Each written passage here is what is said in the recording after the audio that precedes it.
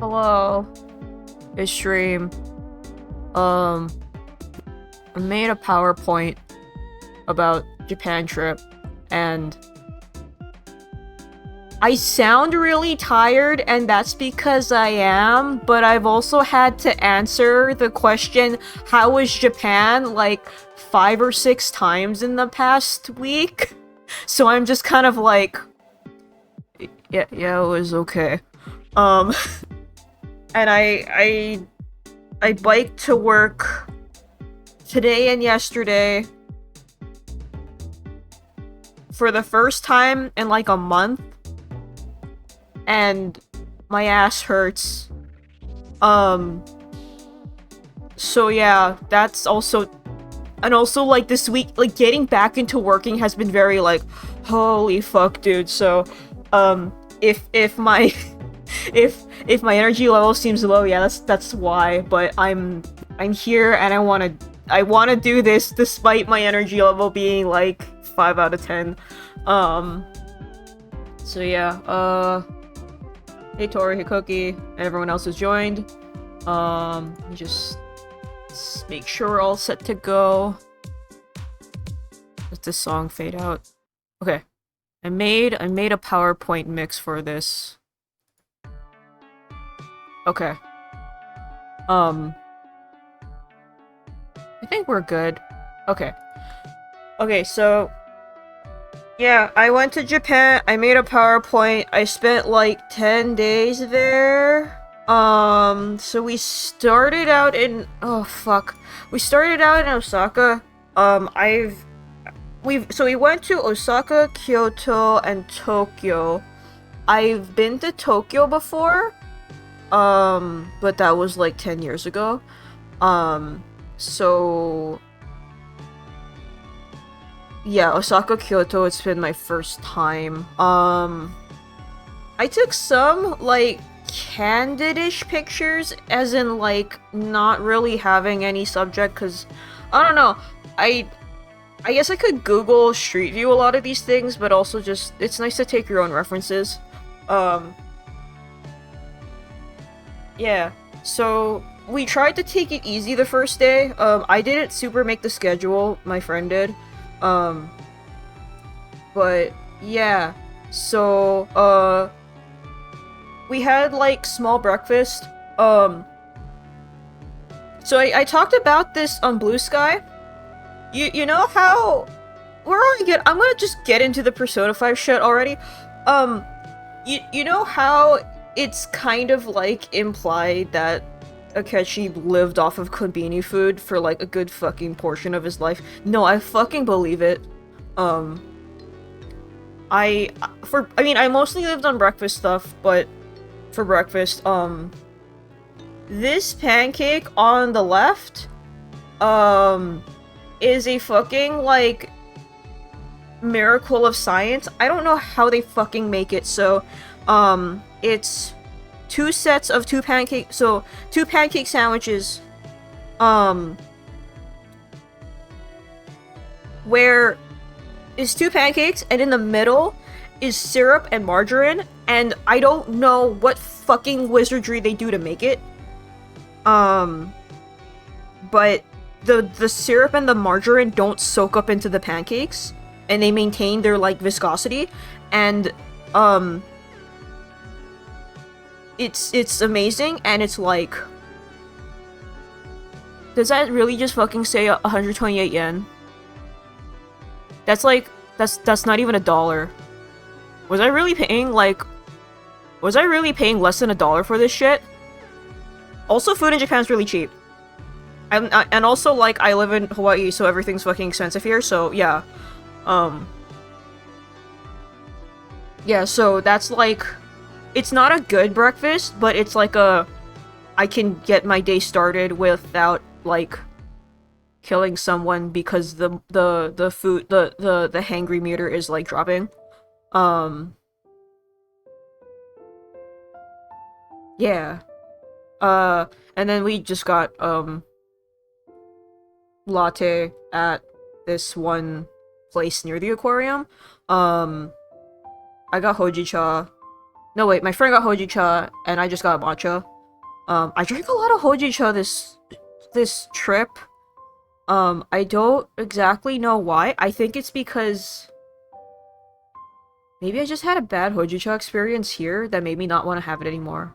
I think the first time I had hojicha was one place here does like experimental sorbet, and they did a hojicha sorbet, and it was kind of ass. So I didn't think I liked hojicha.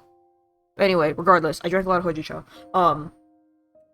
So yeah, when you go to the aquarium, you're probably gonna go through Osaka Coast Station. A lot of the stations are kind of cool, especially if they're near a major attraction. They're decorated around that major attraction, so, the whole thing was kind of lined like this with sea creatures and stuff.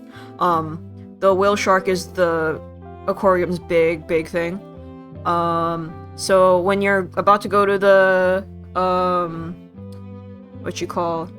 the actual aquarium, you're gonna pass through Tempozan Marketplace. They have a big Ferris wheel, whatever. I guess they also have a Legoland thing, too. And yeah, just please look at this, giraffe, for a bit. Please let it stare into your soul. And then, so I've censored out some people's faces, including my friends, because I was too lazy to ask them if it was okay to leave their faces in. So I just blurred them out and covered them up with the old Samsung blob emoji. There were a lot of carp streamers / variants of the carp streamers because we went pretty close to Children's Day, which is 5/5. That was a cunty giraffe. Yeah, and they have this big, whale shark thingo. There were also these little other paper guys, but yeah, yeah. Okay, so, what's it? Osaka Aquarium, I think in Japanese it's called Kaiyukan, is really cool because you go up an escalator because to enter the museum, not museum, aquarium, and that's because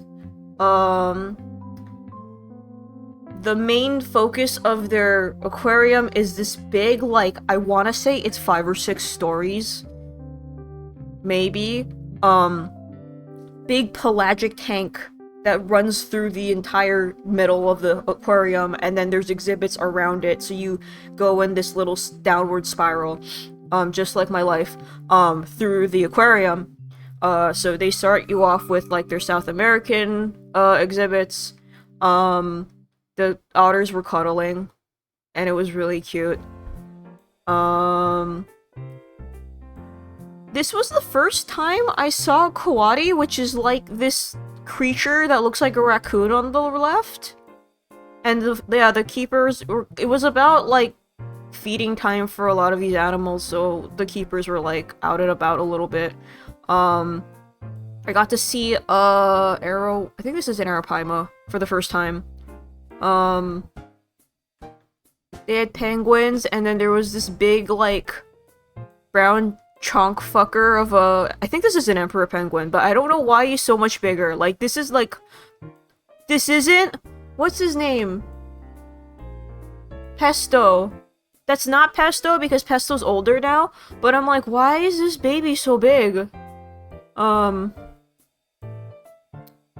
Yeah, so this is some pics from their big pelagic tank. They have 2 whale sharks in there, which is like fucking insane.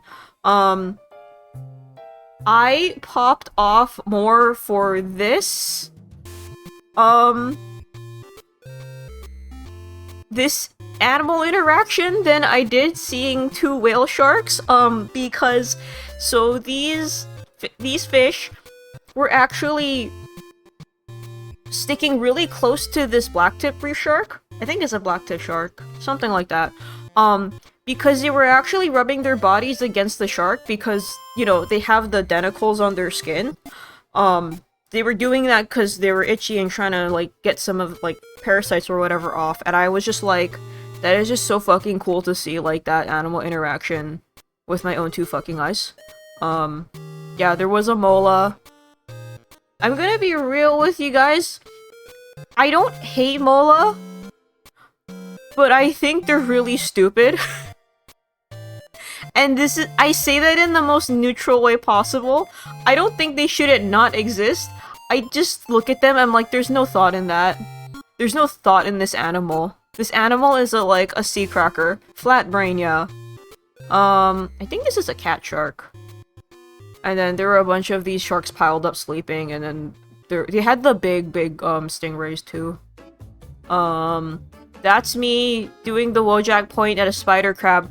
This was about the time I was getting hungry because it was lunchtime, and I like looked at the spider crab tank, and I'm like, I could go get lunch. Yeah, there's jellyfish, some smaller, shrimps, sea angels, the Cleone. I love it when like I don't get to see these in the States very often. I don't think we even have them in Hawaii, so this is like one of my favorite sea creatures too. Then they had the seals. Who were very good. Oh, unrelated, I never took a picture of them because they were too fucking fast and hard to, take a picture of them. So they had some dolphins, and, one of them had its dick out. I never saw it myself, but one of my friends was like, huh, that dolphin just kinda has his dick out, huh? And I'm like, I'm not surprised, but yeah. They also had sea lions, and I'm like, man, dick out day for the dolphin. Yeah, dolphins are. You can't assign them the same morality as humans, but like dolphins are like scarily horny. Yeah, we went to the Osaka Expo because, like, why? I mean, might as well. I think it was about 30 American to go. I don't.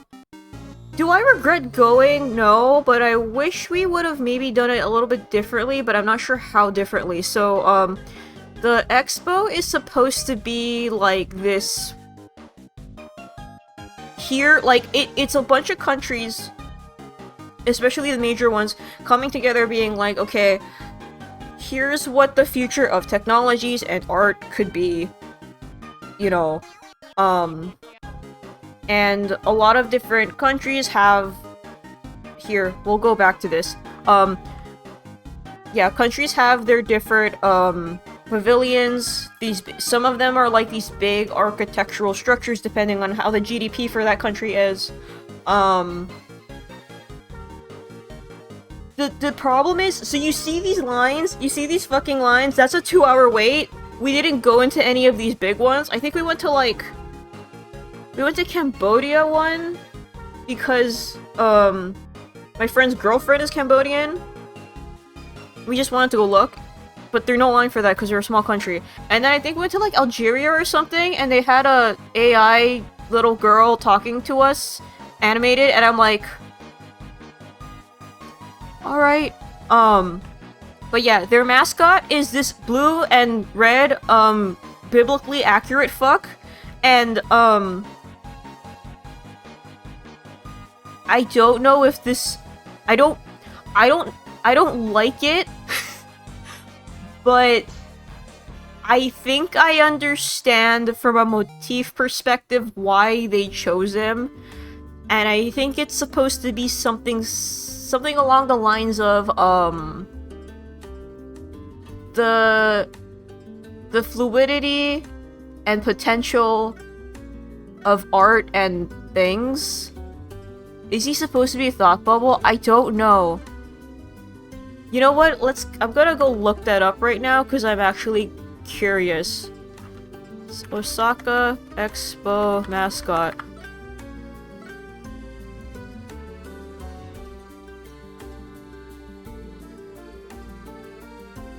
How easy is this for me to...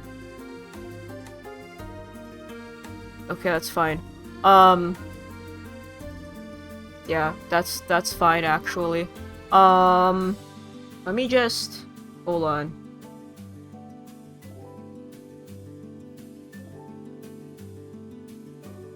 I'm just gonna do this for now.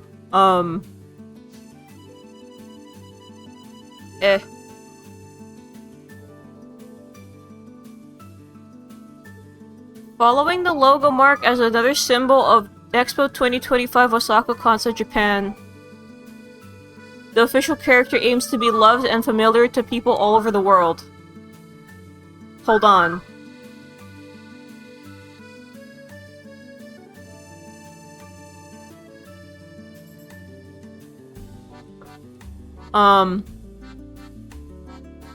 Name, Myaku Myaku, a mysterious creature born from the fusion of cells and water. Its true identity remains unknown.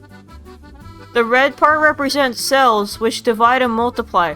The blue part represents pure water, which can flow and change shape. It appears to be transforming into various forms in search of who it wants to be, and its current form mimics humans. However, it changes its shape so much that it sometimes forgets its original form. Going outside and basking in the sunlight is the source of energy. Oh, just like Quiet from MGS5. It also loves rainy days and can absorb it into its body. Also like Quiet from MGS5.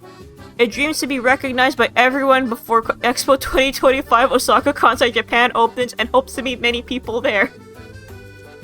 Yeah. Birthplace, a small spring somewhere in Kansai. Huh. Interesting. Year of birth? Oh, the creator. Huh.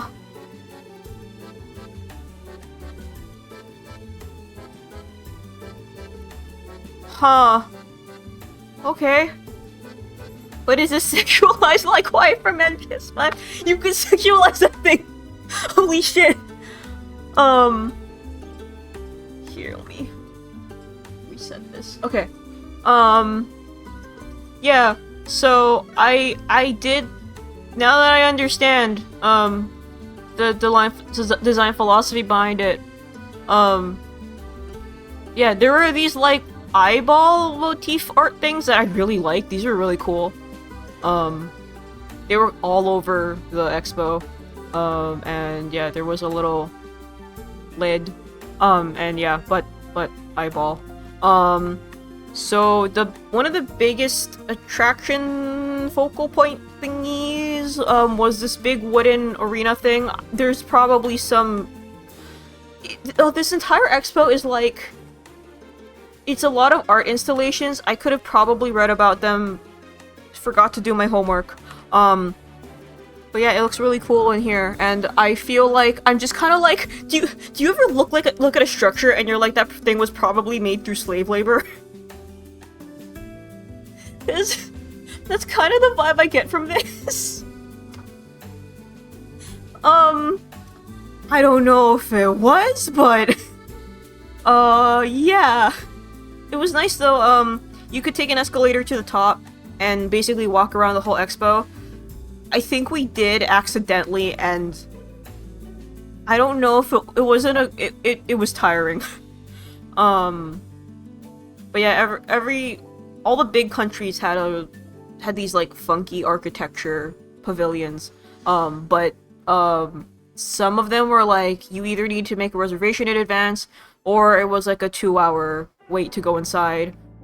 This one is China's, and I just wanted to throw it in because I'm Chinese and I should probably show my mom this. Oh, they had the Gundam, and I never got my pictures from it, but I tried to give it a high five. I tried to take a picture of me giving it a high five. I don't know if it ever turned out well. So Pokemon Go had a presence here. I don't know if there were other physical ones. I found the Eevee one and I found the Pikachu one. And the Pikachu one, I think I do not... My friend still hasn't sent me the picture for it. But what was really cool was they were implementing the first stamp rally. And yeah, basically you would go to the different... Is that getting closer? No. You would go to the different IRL locations, spin the Pokestop, they would give you a stamp, and X amount of stamps would give you an encounter with one of the Kanto starters, and those Kanto starters would have, special exclusive backgrounds, which is the thing they're doing in the game now, so, was neat. I love me a good stamp rally. Oh, also the aquarium had a stamp rally. And my friend bought the book to go do it. And he got a sticker at the end. But it was really cute. Also this, I know not who he is. He's some kind of potato thing. We went to a Meta Sky building when we were very hangry and, like, ready to kill each other. I may not be allowed to say this on stream, so, but I'm gonna do it anyway. So I'm standing in line, I'm pissed off because I'm like, I'm standing here, I'm hangry, so like, these are like my unfiltered thoughts of, I don't super want to go to this thing. I just want to eat. I'm tired because I've been on my feet all day. Holy shit. And I'm looking around. There's a bunch of tourists. I can't stand them. Why is this couple getting so touchy-feely with each other? And, like, they're not full on making out, but it seems like they're really bored. So they're, like, kissing each other a little bit every now and then. What the fuck is it about this building that makes people so horny? And then I like typed this on my phone a little bit, and I asked my friend that, so I'm not like, you know, talking shit within an earshot. And later she's like, I don't think they're horny, I think they're just European. And I'm like,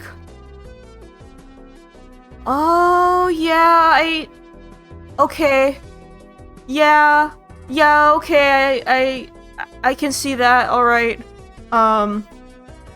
But yeah, I think we tried to get there at about sunset, but I think the sun had set already, but I mean, with the way my photos came out, it looked like we got a little bit of it. So, yeah. How many pictures of this do I have? Oh, only one. But then, yeah, my friend got sukiyaki, and I got udon with clams. It was good. But also, I think I was also really hungry.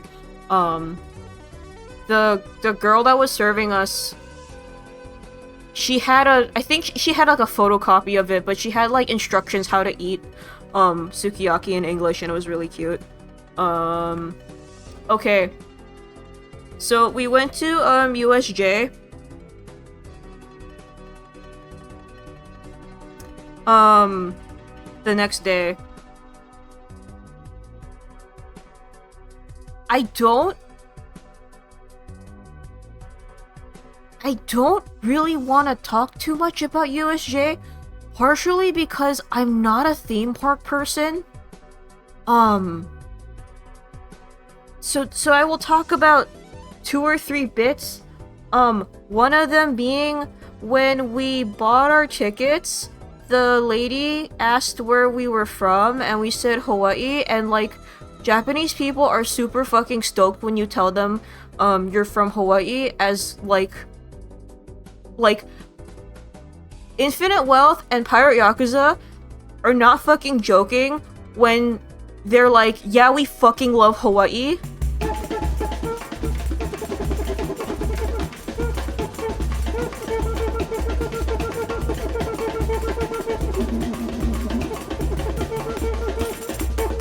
Hi Kiwi, thank you for the resub.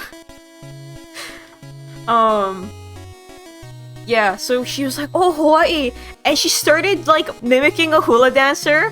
Like, you know, the kind of borderline racist kind? And I'm like, she doesn't know, it's okay, just let her do it. She's just excited, but I was just like...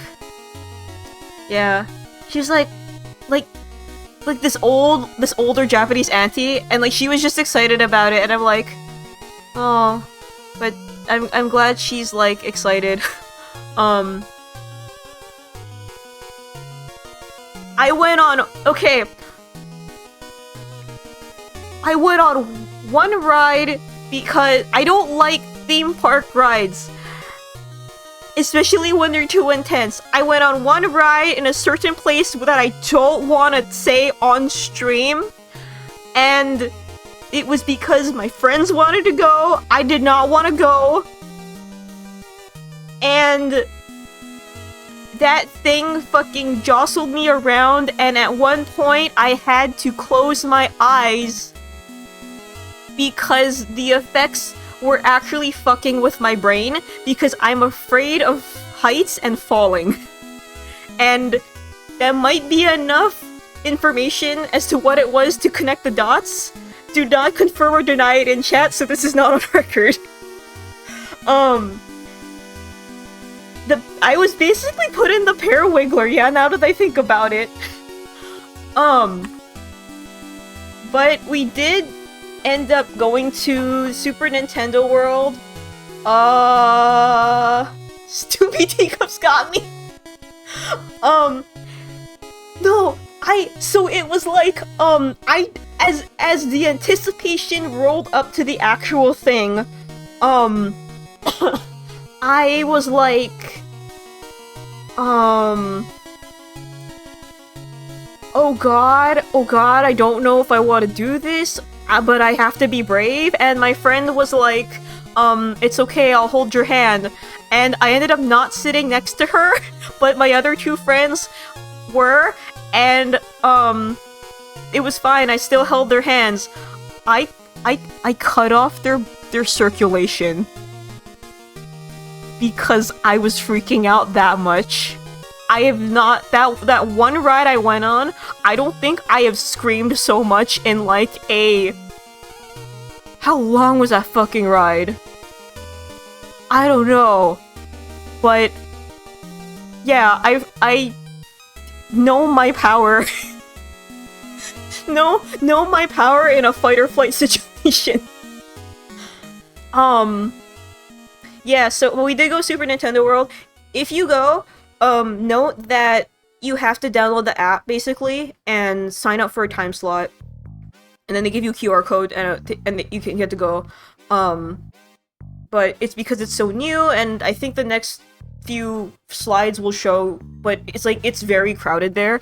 Yeah, they had the Bob-omb thing that's... It's lenticular, so if you look at it from a different angle, there's Bowser Jr. Yeah, it's really fucking packed here. It's cool, like, I don't like Disneyland, and it's partially because I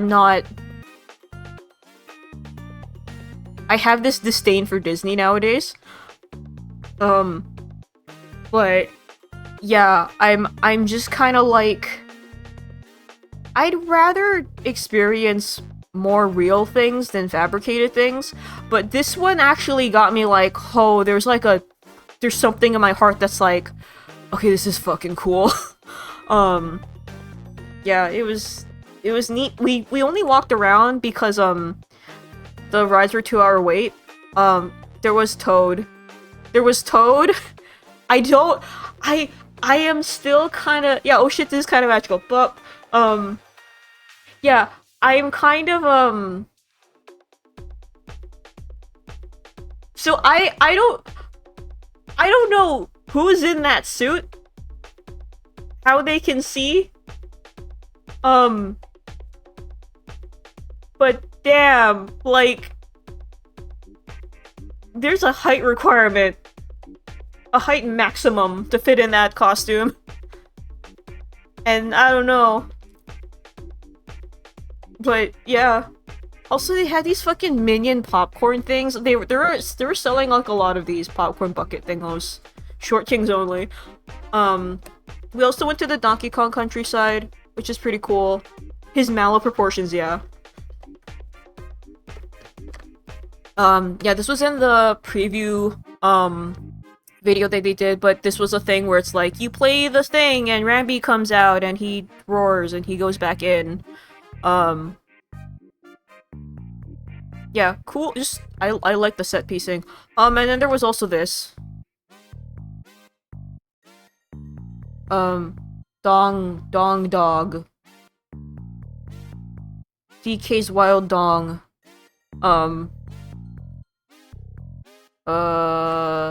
Oh, and before we went, so it just kind of so happened that, one of my friends wanted to go on the really scary pterodactyl ride.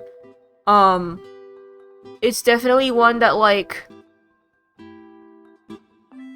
I think that one you definitely go upside down at one point. Yeah, you're gonna be hungry after this. So, yeah, so, one friend wanted to go on it, she convinced another friend to go on it, another friend is like, no, because, loops mess up her back, and I was like, you are not fucking getting me on that thing, because again, do not make me go upside down, I will have a heart attack.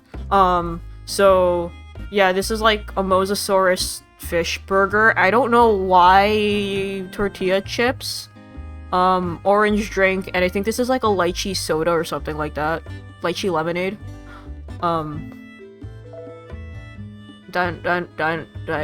Dinosaur. Also I found Shrek. I was like...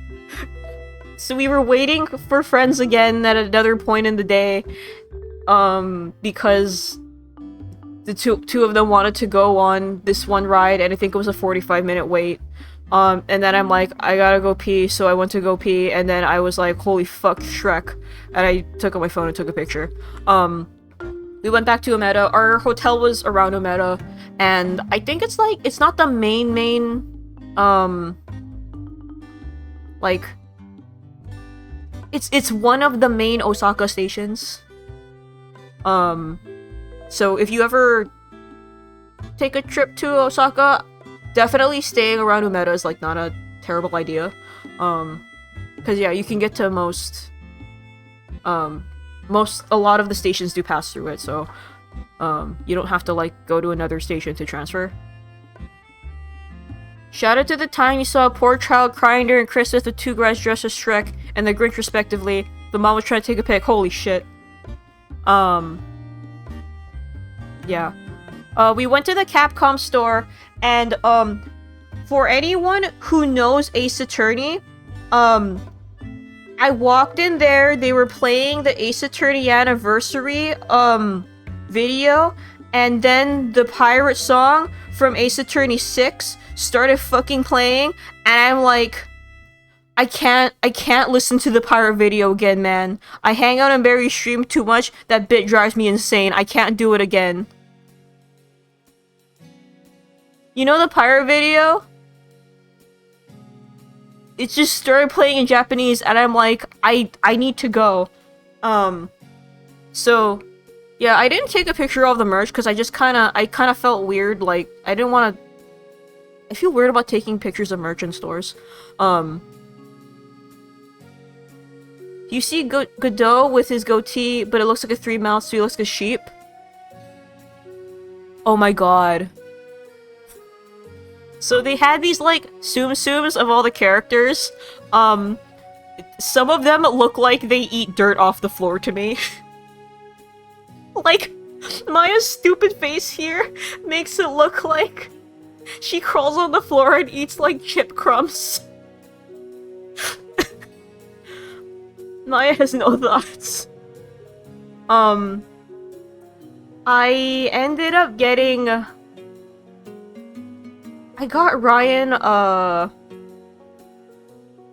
think I got him Virgil and Hub from Mega Man Legend? No. Battle Network. Yeah. And then I have to, like... Andrew's not here. I was half tempted to get Andrew a Kazoo. Kazoo would be funny. I got him Nargacuga, but Andrew also just went to Japan. So, I wanted the Amaterasu one of this because they only have the big one, and I'm like, I love Okami, I don't know about bringing back the big one, because I wouldn't know where to put it. And I say this, but you'll soon find out that I ate my words. They also had the Monster Hunter Cafe. I'm not into Mon Hun that much. I don't play it, but I like a good monster design, and I do like a good stream where I can just zone out while people play. But yeah. As far as Wild's merch goes, just to report this, only had stickers, really. But yeah. Went to the Nintendo store. I don't know why Link's looking so cunty. But I don't know, pretty cool. I didn't look at the Mario stuff because I think I was, having gone to Nintendo World, I think I was just tired of Mario. But I did look around at the Splatoon things. Even though I don't play anymore, I think Splatoon has a great aesthetic that I really like. I got this Salmon Run shirt. Oh my god, I just realized this mannequin is holding the Bulborb. And they have a big amiibo wall, which I was I don't know, I think people were sleeping at the time already. But I probably should have asked if, like, anyone wanted amiibo, but they're not that terrible to find now. Yeah, they had Big Man. They had this, nori to put on rice that were Pikmin shaped. I bought a bunch of the Pikmin gummies, because they're tasty. And there's different Pikmin shapes in there, but the big notes are the ice Pikmin tastes minty, and the white Pikmin tastes sour. Because it's poison, which is cool. I pointed with Ganondorf, and then they had this Pixel Mario. Yeah.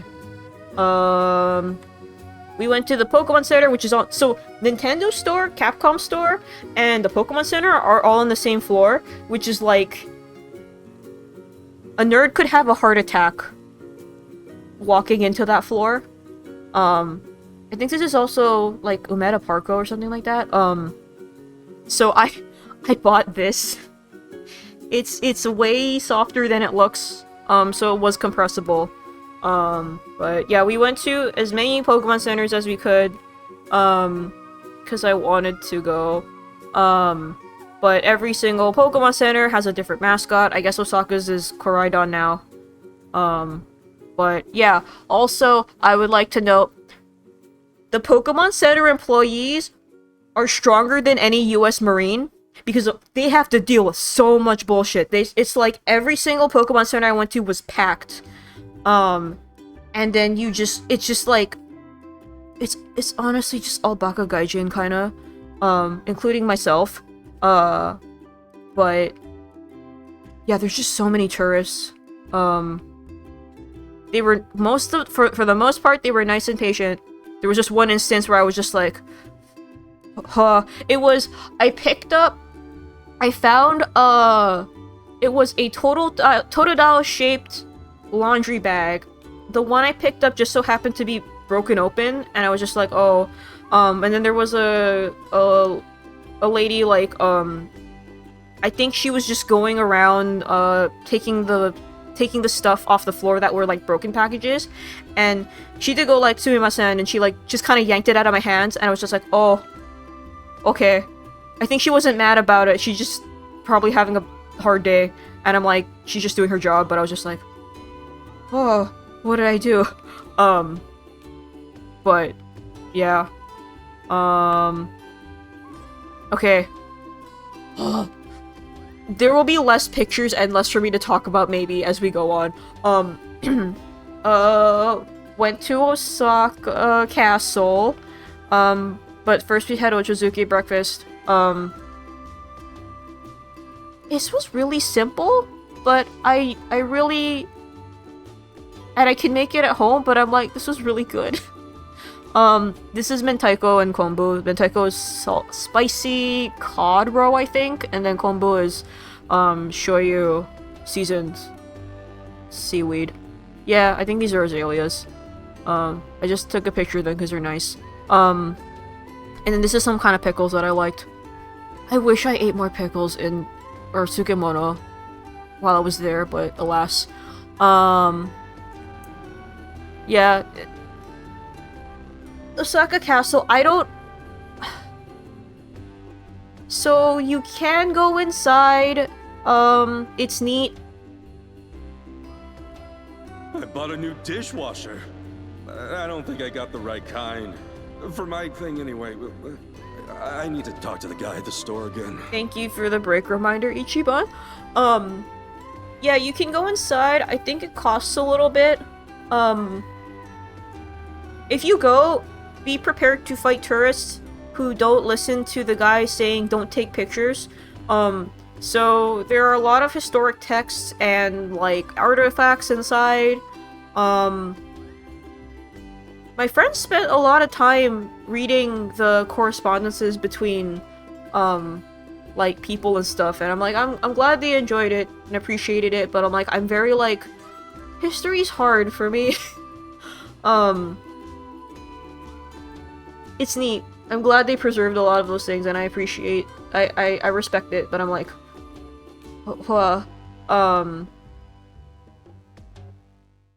yeah, it's nice in there. This is the left, the top left is a view from the top, and then the bottom right is another view of the castle. Then we went to Dotonbori, which this might look familiar to you if you're familiar with Yakuza 0 and Persona 5 Strikers, because this is, so in Yakuza, this is known as Sotenbori. Never heard of it.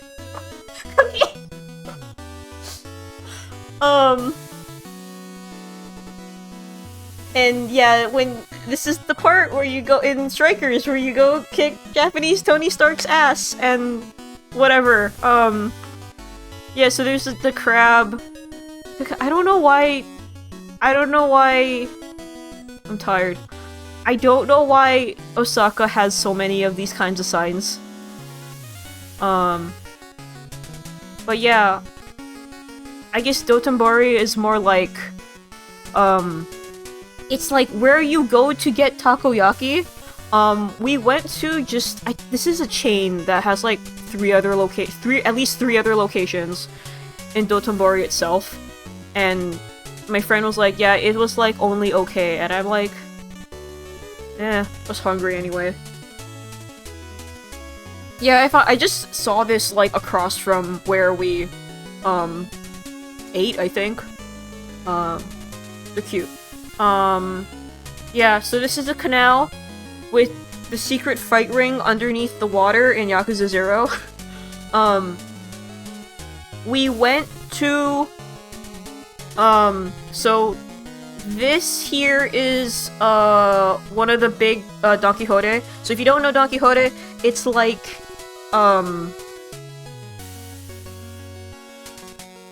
it's kind of like a department store. They have a bunch of different things.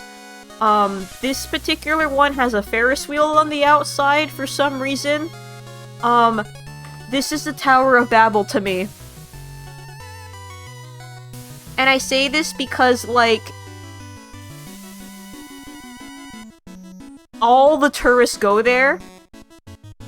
And I can say this because I'm Chinese. I can say this because I'm Chinese, and my friends are Korean, and they had the same sentiment. Oh my god, like, the Korean and Chinese tourists are like, they will push you around, and they will bully you. Because they want those cheap deals. And they want that tax-free shit. But yeah, I think I bought a couple blind boxes. I bought Salon Paws because it was cheap. So I bought 2 boxes. And then I had to break it open and like whatever because it was taking up too much space in my luggage.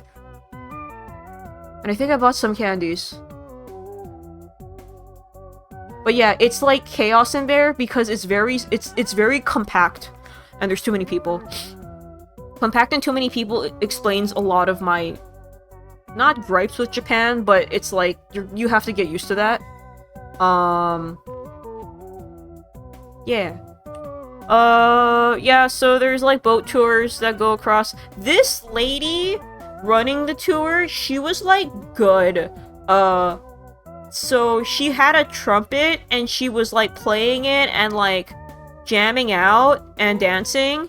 And when someone from the dock was taking a picture, she turned to pose and like gave a little peace sign. The peace sign V for victory. And I'm like, yeah, she's good. She's either really dead inside or she really likes her job. It's kind of hard to tell. It's really hard to tell. I think on the right is the bridge where at least 3 sub-stories take place in Yakuza 0, and I think you can go to it in Strikers. I think? Yes, okay. Also the Glico Man. We got here, and my friend's like, you gotta go see the Glico Man, and I'm like, what the fuck is the Glico Man? Not knowing about this. Did I find a statue man in UDP? Yeah. Yeah, and then we also had ice cream. Japanese milk is different, by the way. Japanese milk, like, hits, like, fucking different. And then we went to Pokemon Center, Osaka DX, which is, like, nearby.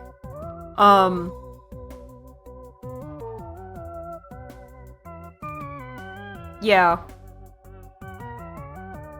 I guess their mascots are the legendary birds, but, and they had Kirby Cafe. I didn't go look inside, though. But I think to eat at a lot of these, you need to have, like, a reservation in advance. But we had, like, we went to, so, it's not, I don't think it's stupid to eat Italian food in Japan, because I think a lot of, like, a lot of trained Italian chefs go over to Japan for some reason, or a lot of people from Japan go to Italy to learn and they come back. But yeah, I think this is like salmon and spinach with zucchini, but I tried to eat a lot of vegetables while I was over there because I was scared.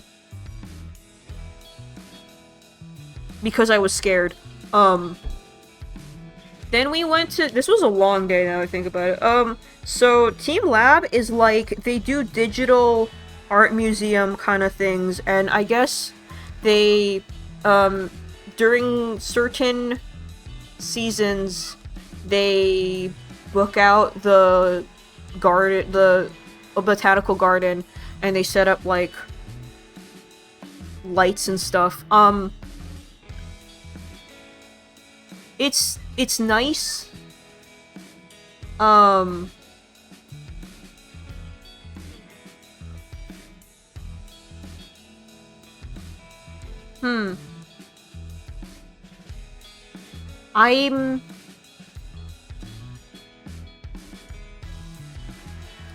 just kind of wondering how harsh I should be about it. Because maybe I don't know. I guess the way I guess the way I can say this is that maybe I need to go and read up on the actual piece descriptions, because it's all on an app and I didn't want to download it. But I wouldn't say these are nothing burger art pieces, but without the full context, it's a little bit too abstract to me, and a lot of them just kind of feel a little bit like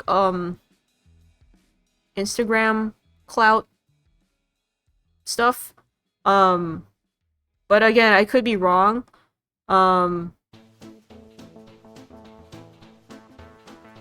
Yeah, because I'm just kind of like, it was nice to go.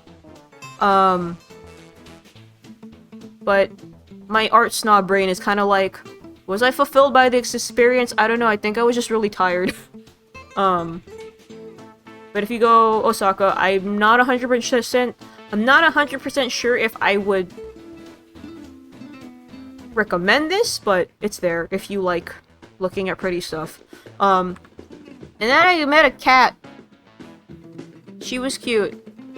And she was like, rubbing my legs and stuff, and I'm like, I can't take you home. That'd be illegal. I can't take you through customs. You gotta do, your reservations for a month in advance, and you have to click a yeah, I heard.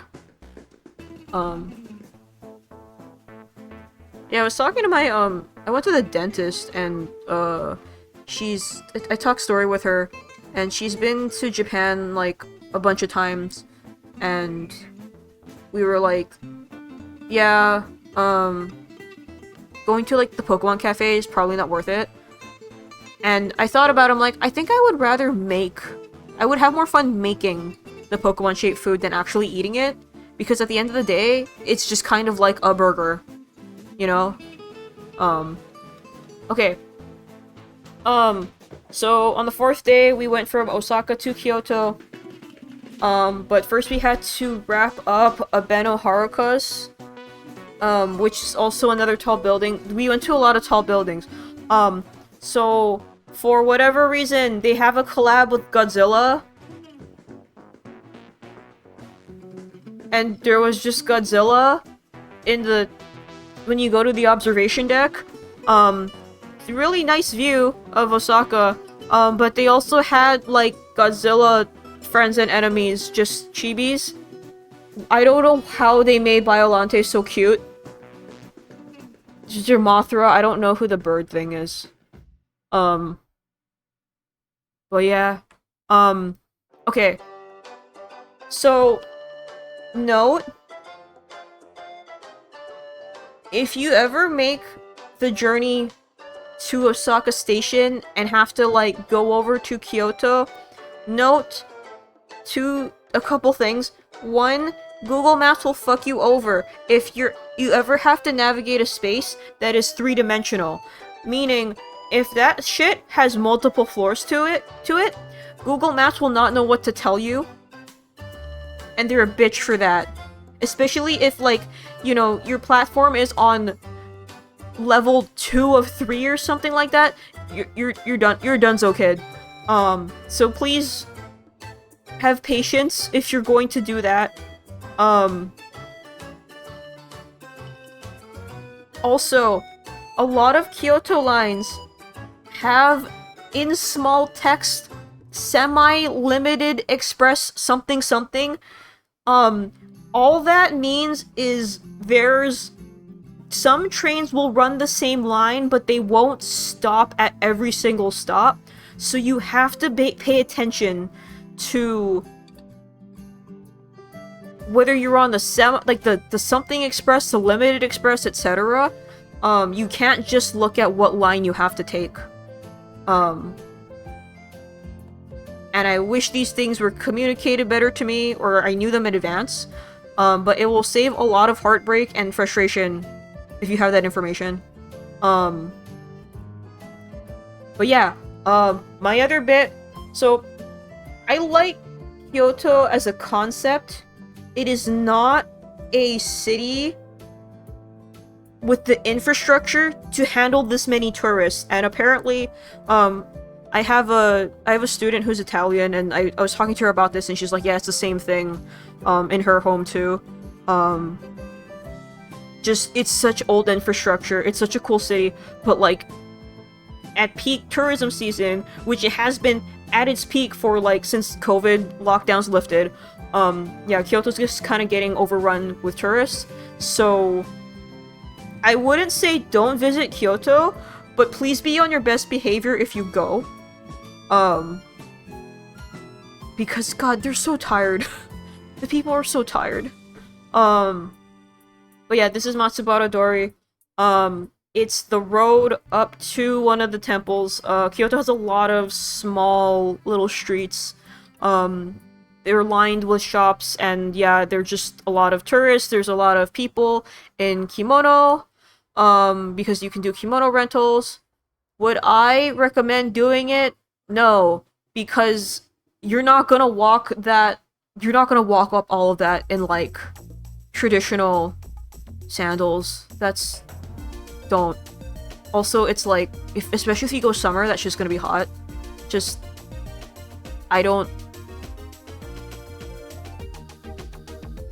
It's not for me, and I wouldn't recommend it. Yeah, love yourself, don't do it. So we went to this tofu place, and it's kind of crazy because it was like a little branch off the main road, and there was like no one. My friend wanted to eat tofu, so we went to go eat tofu. I'm not crazy about tofu. But yeah, they serve it they heat it up a little bit in a little pot, and you put shoyu and green onion on it. The sides were so fucking good, dude. I love the sides. And then my friends got, I forgot what this is called in Japanese. But this is soy milk, and as you heat it up, it's on like a little hot plate. The top layer solidifies, and then you scoop it with a stick, and that's the bean curd, and you can just eat it like that. It's just fresh bean curd. I don't think I've ever had fresh bean curd before, but it was good. I've only had like dried and rehydrated bean curd, but yeah, it was good. So as you go up the road, you go to Kiyomizudera. I didn't do enough research, but the little kanji / Chinese I can read. It's like the clear water something, but it's I think it's Buddhist, because from the little I saw on Wikipedia, and from the ears I saw on that statue, I think from the ears I saw on one statue, and one of the Omamori stores, I think it's a Buddhist Guanyin temple, but in Japanese it's Kamon. But yeah, there's just so many like fucking people, and this kind of like, okay, here, there's just so many people, and it bothers me a little bit because it's a shrine, and it's supposed to be like this place for like quiet reflecting, but you have a lot of people who are like, I need the perfect selfie though. And it's a little bit, it makes a part of you die inside a little. I could be salty about it like all day. I think these guys are students, so there was like one school group that was going around. Yeah, the yen is good, and I think you should go and not feel too bad about it, but like, coming from someone who grew up in a tourist town, and a lot of our economy is fueled by tourism, I don't hate tourists, I hate rude tourists. And I think when you're in a place, I think you just, like, my big thing about going to Japan was, I am in a place, and this is not my home, and I have to be on my best behavior. I didn't do enough to study Japanese before I went, but, when I would buy something, after I complete my transaction, I'm going to do my best and give a arigato gozaimasu, like, whenever I could, and bow, take my money with 2 hands, you know, hand everything off with 2 hands, just, like, at least know my fucking basic manners. And, you know, yeah, they will oblige for you, but try to keep it to a minimum as much as you can. Yeah, when you go, just be normal and quiet. Quiet is a big thing, because there were so many fucking Americans, like, being loud on trains, and I'm like, I'm going to hurt you.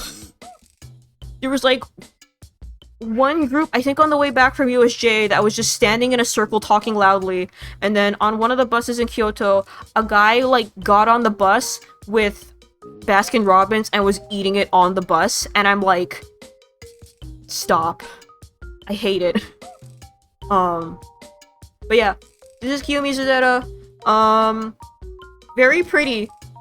Yeah, ice cream on the bus. It sucked.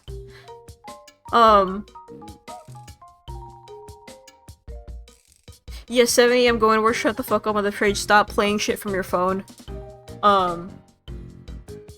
yeah, there's just so many fucking people, like, especially on this deck, just all these people trying to take selfies and whatever. And it's like, man, oh, and then we got katsu. I think this was tonkatsu, this was pork, and this was like a crab cream croquette.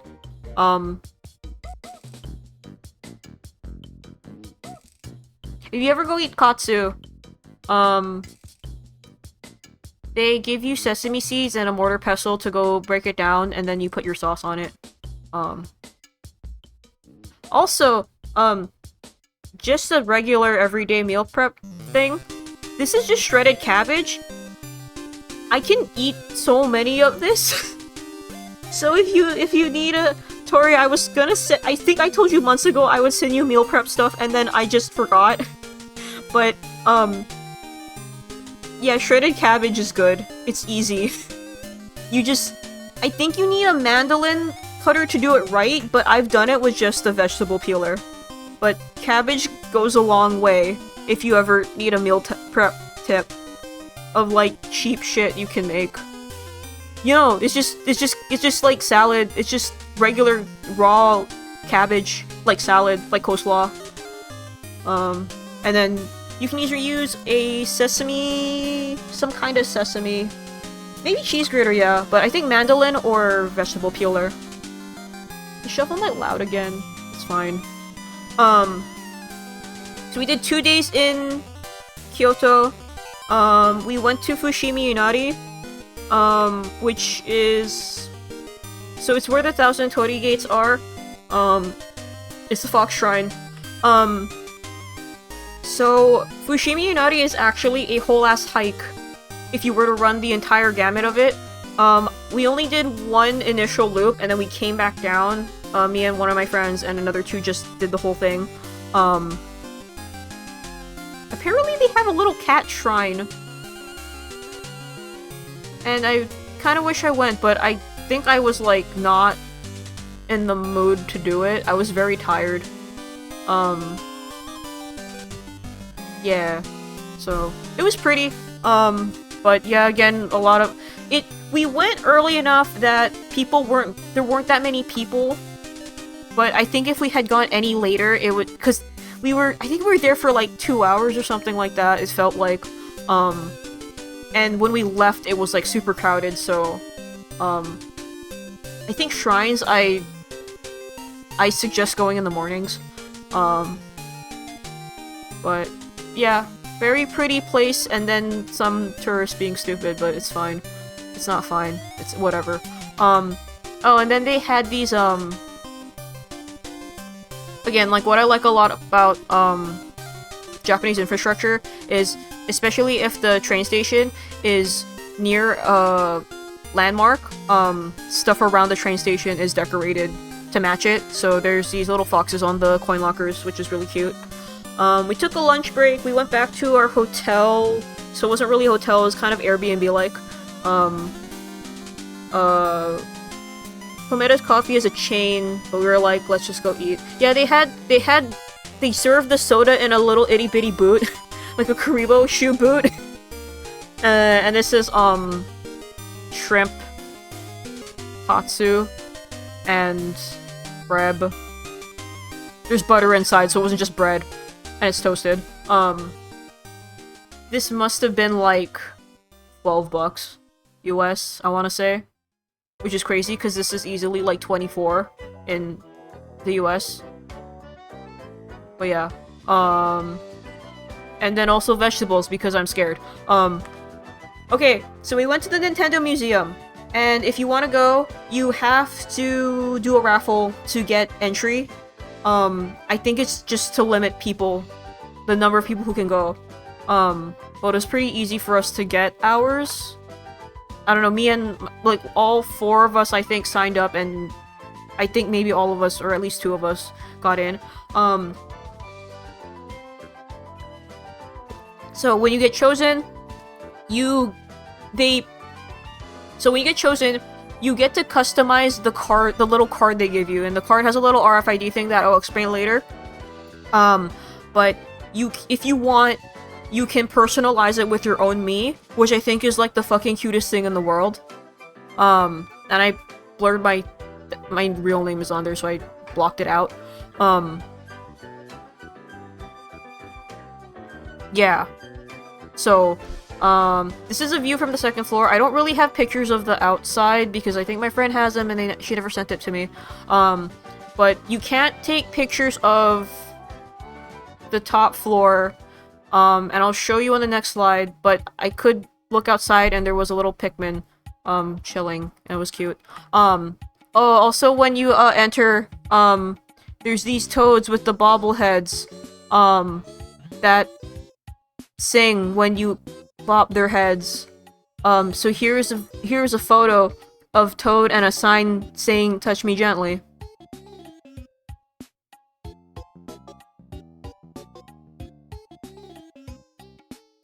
Anyway, so this is kind of the only picture I could take of the top floor, and the reason why they don't let you take photos, except for the Switch 2 display, is all of these are like game boxes. Like from like the NES days, Super Nintendo, GameCube, they have like pretty much every first, second party game available for the system in a museum with cart and disc and everything. And I would say I recommend this video game if you fucking like, you have at least 3 or 4 generations of Nintendo under your belt. You need to love Nintendo games to fully appreciate this, because the first floor is just all rows of this. They had those speakers, those directional speakers that you can only hear it if you're standing directly in front of it. And they had, little monitors going that would play, previews, like samples of the games in that column. Which is really cool. They also had, these monitors that would compare some of the franchises throughout the years on the different systems. So they would have Pokemon like RSE, Red, Blue, Yellow, Ruby, Sapphire, Emerald, Diamond, Pearl, Platinum, and so on, like side by side, and they would show every mechanic side by side throughout the years. And I was watching the Pokemon one, and I'm like, we kind of went down the drain with that one. But then, like they had Kirby, they had a Zelda one. It's like super cool to just see them like side by side. The Kirby one was funny because Wispy Woods is in every single game, so you just got to watch like Wispy Woods get like fucking ganked, like throughout the years all at once. And I'm like, poor Wispy. So, the evolution of a tree. I fucking, we kind of joke about this, but, in Kirby for Gore, Wispy's like a palm tree, so we call him Brother Wispy. I love you, Wispy Woods. Yeah, so the second floor, and this is a part where your little card comes in. So, your pass has a RFID chip inside, and it's loaded with 10 coins, and you can scan that at these games to play them. Each game costs a different amount of coins, so the shooting gallery with the super scope costs like 4, and this one on the bottom with the oversized controllers is 2.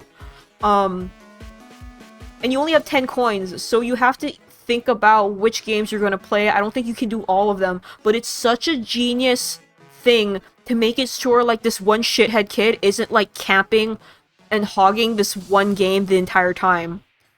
And I'm just so impressed by like that concept. Yeah, I played the Super Scope one. That was fun, but the aim on it is kind of funky. I did the big That's the SNES, right? I actually don't know. I'm a fake Nintendo fan. I played Super Mario World. With Ashley. And you actually have a choice of games. So we did Super Mario World, and then later Carly actually did,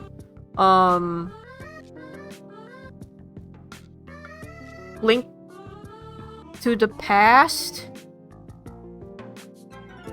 Right? Is the one with Uncle that dies in jail.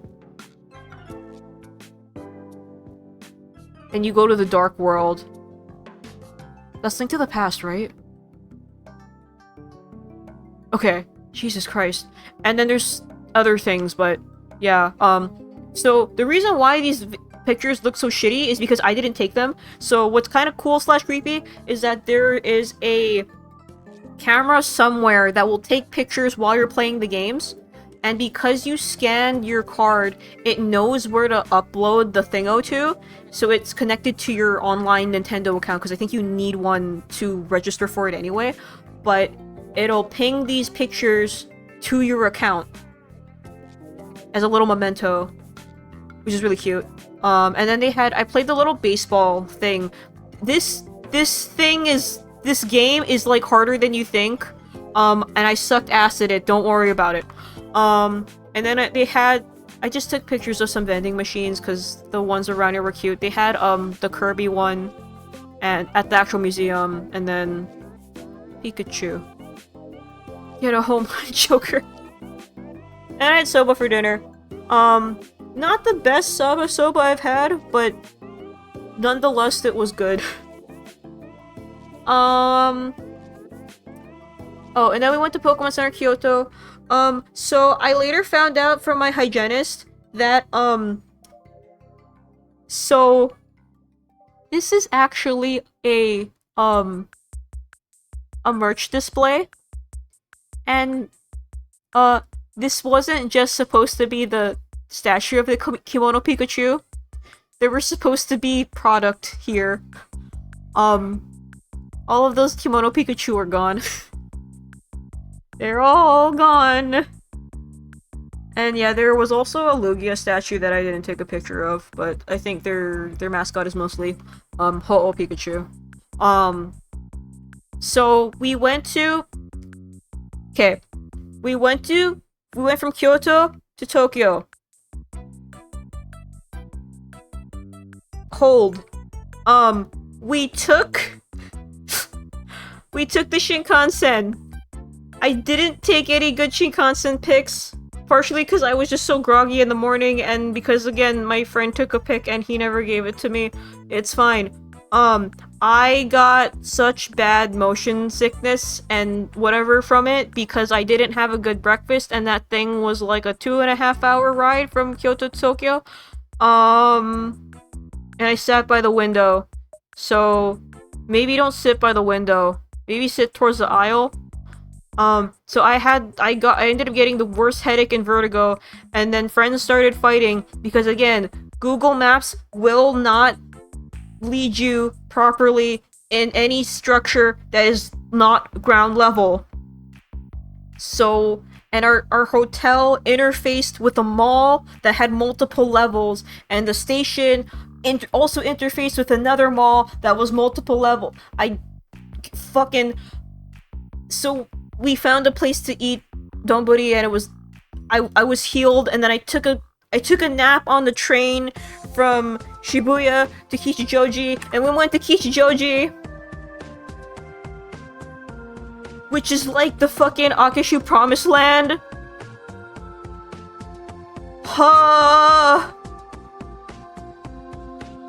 So I asked on Blue Sky, does anyone know where the fucking Jazz-Jin place is? And someone told me. I didn't go inside. I went up to the door because my friend was like, my friend who played P5 Royal and knows how like sick in the head I am, he was very supportive, and he still like he doesn't rib on me for it as much, but like as some other people do, but it's fine. But he was like, yeah, we might as well just like peek our heads in. Went up to the door. It's actually like way smaller IRL than in game, which makes sense. It's like 10 chairs.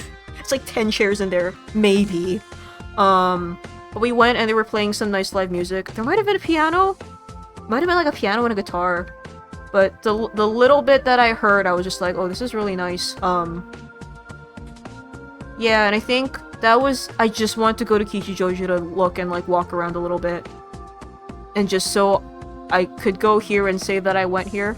But there is like a famous, I think it's in actual P5. It's in P5 too, in Royal. There's a croquette place that's always like a long line, but it goes by really fast. My friends want to try it. So there was like one that was basically like fried meatloaf, and then the other one was croquette. I don't think it's like...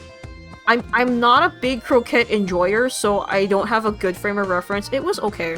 But I was also still, like, getting over my headache. So yeah, I can say I went to Kichijoji with, like, the worst fucking headache in my life.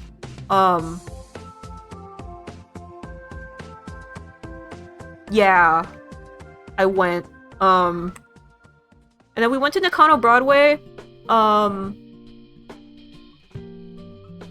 What the fuck do you mean beneath the mask? Yeah, so Nakano Broadway is like, there's a bunch of like nerd stuff. It's a lot of secondhand gacha. And probably porn books somewhere. It's a lot of like small shops. If you do plan to go, be aware that they have really funky hours of something like 10 a.m., 10, 11 a.m. to something stupid like 6 or 7. Like, they're not open that bit long. But yeah. Also, note, from here on out, my pictures are like less, so this Tokyo section will go a lot quicker. But that's kind of because, friends want to do a lot more shopping. So there's a lot less sightseeing pics here. Tokyo is very much more for shopping. Depending on how you format your trip, it can be like way more shopping than sightseeing. We took a soda break. I drank a lot more melon soda than I do back at home. Because I think we don't really... I think the melon soda here makes me sick. But yeah. So we went through Shinjuku/Kabukicho. I didn't actually go in Kabukicho, and I think you don't really want to, because, it's kind of the bar district, and it's kind of seedy. If Kabukicho sounds familiar, we'll get to that, but yeah, just here's some nightlife pictures that I like. Yeah, so, Kabukicho is what Kamurocho in Yakuza is based off of. And I think if I had enough Yakuza knowledge and the guts to even go in there, I might be like, I could maybe navigate. That's not true. I don't know. But, yeah. Also, they had one of the crosswalks has this cat, 3D monitor thingo. It's not really 3D. Forced perspective. But they're also, so I think some of my other pictures will show, they're doing a lot of construction, and revamping a lot of the stations and stuff. Yeah, there's me pointing. More nightlife stuff. There's a lot of scrambles. Godzilla is here. There's a Godzilla head poking out. You can stay at that hotel, actually. But yeah. Then we did a, like, all-you-can-eat hot pot and yakiniku with Wagyu. Me and, the friend I was rooming with ate too much, Wagyu, and we woke up at, like, 2 a.m. with, like, cramps and indigestion, and it sucked. the meat was good though, but it was way too rich. So be careful with Wagyu. But I think this was probably under 60 or 70 US for all you can eat Wagyu is kind of crazy. So day 7, more Tokyo. Oh, small breakfast at, I think this is also a chain. I forgot what this was called though. But I don't know what it is. I eat like so many pancakes in Japan. They hit differently. I don't drink coffee, so I couldn't have done the whole bit, but I think that's Earl Grey. Yeah, did Shibuya, for real. Even though we stayed in Shibuya, but yeah. There's Hachiko. They really like to use Hachiko for like marketing kind of things. So they like as a brand, so he has such a vibe check. Yeah, so they're redoing a lot of the station and stuff. So yeah, I don't think this is supposed to be here. They're just doing construction. At Shibuya Sky, they had a bunch of like Hachiko merch. There was this little soft serve cup that you could get, and there was little marshmallows. And then Hachiko mascot that shuffled away before I could get a good picture with him. Oh, I forgot to blur out a face. It's fine. Yeah. Then so Shibuya Sky is another tall building that you can look down and get a nice picture. Look, it's the Shibuya Scramble, as invented by Persona 5, and then The World Ends With You copied it. This joke's not funny anymore. Oh, also pro tip, if you're gonna go to the Scramble to take pictures and get this big selfie shot, don't fucking do it during crossing. Like, people have a place to be. Don't do it. You're just gonna look like an asshole. Just, like, don't stop, like, in the middle here and have someone take your picture. Don't. Because people have, like, somewhere to go. Kingdom Hearts 4. Oh, also, I just want to make a note. There's ads for these, like, everywhere. This is it's like a throat powder for dry throat and cough. It's like these little granules in a little, like, packet sleeve thingo. I like it. I think this one is the mint and this one's the peach, but yeah, you just kind of swallow the little granules and they're supposed to coat your throat. I don't know if you can get in the States though. But anyway. Oh, okay, so Shibuya Sky, so they tell you at one point to put all your belongings in a locker because you can go to the top because it's like the 50th floor or some shit like that. And it's fucking whimdy. Like, when I say it's fucking whimdy, I mean it's fucking whimdy up there. Anything you bring up there would probably just fly the fuck off. I think someone took a video of me T-posing, and it's better. But yeah, it was fucking whimdy. Yeah, it's Missile. I have the Missile shirt from the Yeti. I like it. I don't know. What is it? I have like 2 red shirts that are like this. One is Splatoon and the other is Missile. I love Missile. Then, okay. So, we took a quick lemonade break. And then they had this sign. Also in the little cafe area. I sent this image to Parker, and he said Joker would say this, and I just kind of went, yeah. Anyway, Tattoo LeBlanc. We went to Harajuku.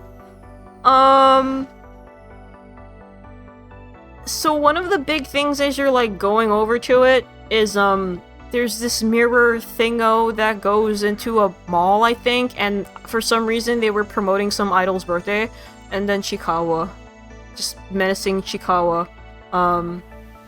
We didn't spend too much time in actual Harajuku. I bought a new dishwasher. Again, Ichiban? I don't think I got the right kind. For my thing anyway. I need to talk to the guy at the store again. So Jesus, it has been an hour and a half. Yeah, we didn't spend too much time in actual Harajuku. Also, Harajuku's a lot more for like fashion and whatever. But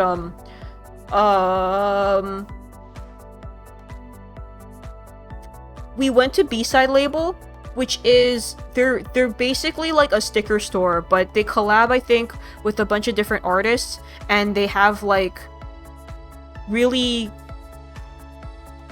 like they collab with a lot of different artists, franchises, and whatever. They have this like their main style is this nice bold lines kind of a deal that I like, but there's also you know that really one Violent Axolotl and Cat person that I can never remember what they're actually called. There's some stickers from them. I got a bunch of Musubi stickers. They've collabed with like Dandadan,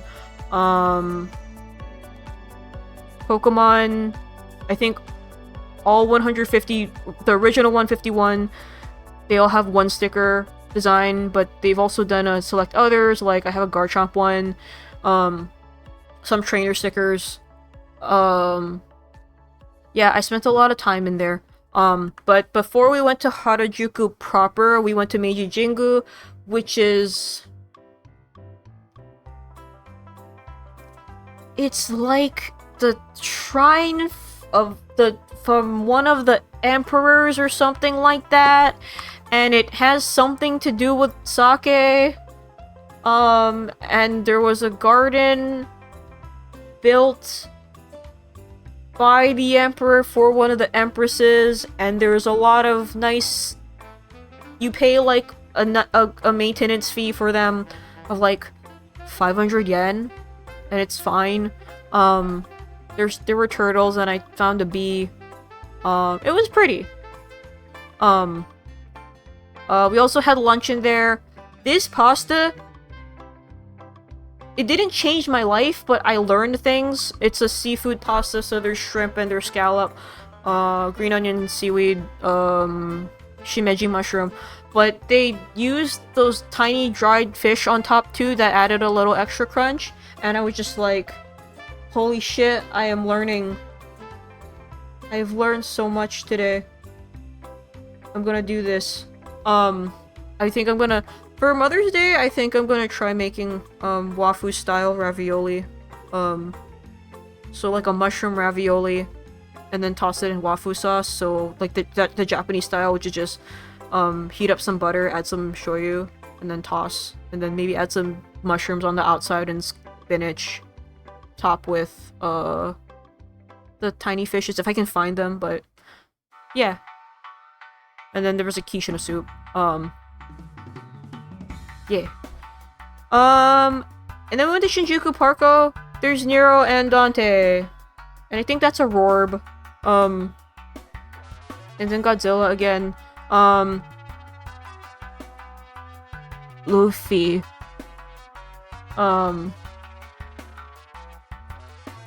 We went to Pokemon Center Mega Tokyo, and their mascot is Mewtwo. They had an Apex gallery thing? I mostly took this picture to send to Vizzo, but yeah. Oh, I forgot to add the thing in. They had Parappa, and I was also supposed to add, they had a little Elden Ring pop-up too, and there was the pot guy.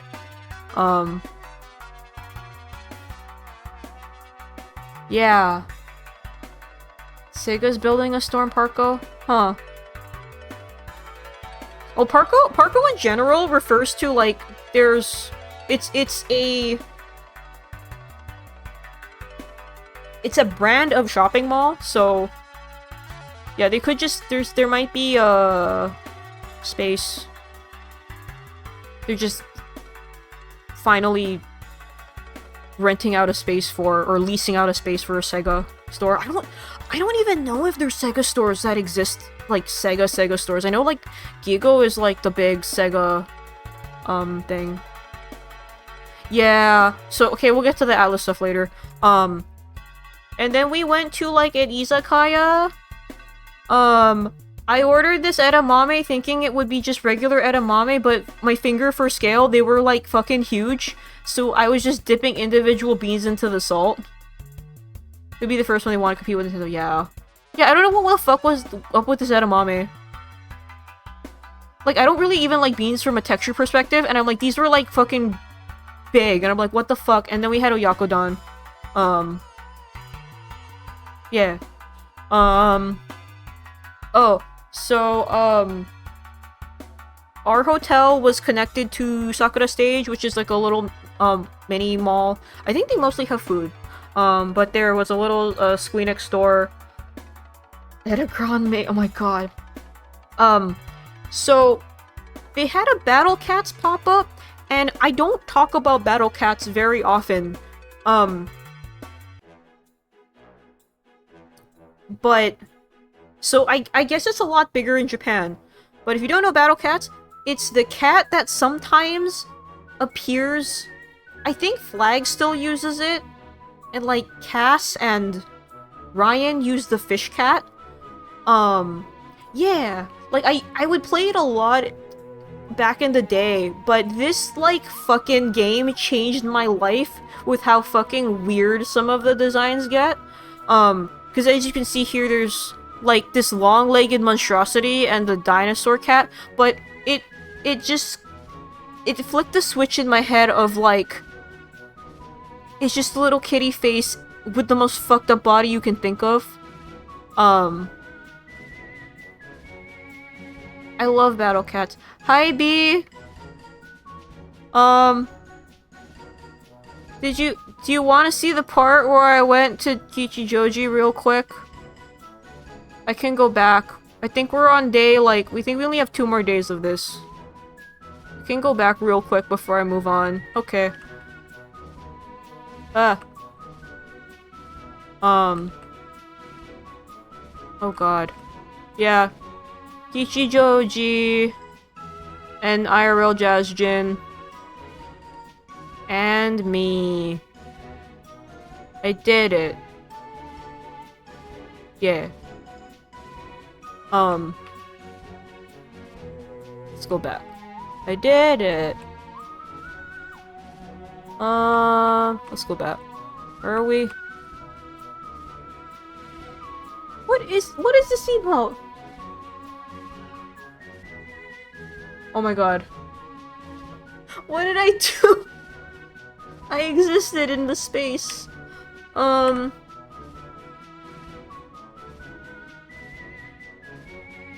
Is your friend pointing?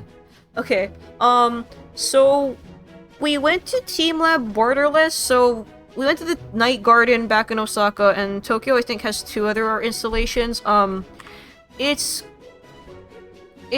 cool for an art museum, interactive digital thingo. So they have a lot of these screens with projectors projecting onto them. And what is until the Benadryl knocks you out? Oh my god. So what's kind of cool about this is that these screens will change over time. So for now, it's like flowers and stuff, but these birds will sometimes fly over and they'll change the scenery to something different. So this is like a little water room kind of a deal. After a while, some birds flew by and the water went away. What's also cool is that they're tactile, so if you touch the wall, the rain, the falling water will divert based on where you touched. And the floor will also do the same thing too. It'll swirl around differently. There was this mirror ballroom. Again, as I said for the Night Garden, there's probably maybe a in-depth thing of why I did this abstract piece, but kind of the vibe I got from a lot of this was like, it's good for the gram. Oh, and then at one point the skeleton appeared. There was this LED strip, like this room was just entirely LED strip lights. Hey, have a good night, Neo. Thanks for stopping by. Yeah, this entire room was made up of like a web of LED strips, and I was like, so I don't think I have epilepsy. But today I might find out if I do, because they did like sparkle and strobe at one point, and I had to close my eyes. It was uncomfortable. So if you ever do Team Lab Borderless, if you have epilepsy, please be aware of this room. I don't know if there was probably an epilepsy warning at some point, but I did not see it clearly. Yeah, that room's fucking dangerous. The coolest part for me was they had these walls that were like this big tank, and all of these little guys were hand-drawn. So what you do is you take a little template, there's like a fish, there's like a bunch of different fishes, squid, octopus, jellyfish, and you color it in, they give you a bunch of pastels, and then they scan it in for you, and they drop it into the tank, and it's really, really cool. I liked it. I like this part. Okay. Then we went to, and then my friend booked an omakase. And if you don't know what omakase is, it's basically, the chef prepares the menu for you, and it's like an X amount of courses meal. I don't think they told us how many it would be, which is scary when you are small. Like, when you're small, this is fucking terrifying. So, there was, like, abalone, there's salmon, tuna, octopus, this is a seaweed salad, chawamushi crab, I don't remember what this was. Enoki, some kind of mentaiko thing. Wait, this is some kind of mollusk, I don't remember. Probably some kind of saba, otoro chutoro, seared other things, I can't remember, ikura, which I really made me happy, 2 types of uni, one's from Hokkaido and another one's from Aomori, anago and tamago, some kind of tekka, maki, clam seaweed soup, and kampyo. This was fucking terrifying. Because you have to, you're expected to eat all of it. I think I ended up not eating the anago, the river eel, because I was like, if I eat that, I'm gonna throw up. So, yeah. Yeah. So I didn't take pics at Akihabara because we were doing shopping. We also went Ginza because, that's where the omakase was. So, this was like the only Atlas merch I could find at Kinokuniya. I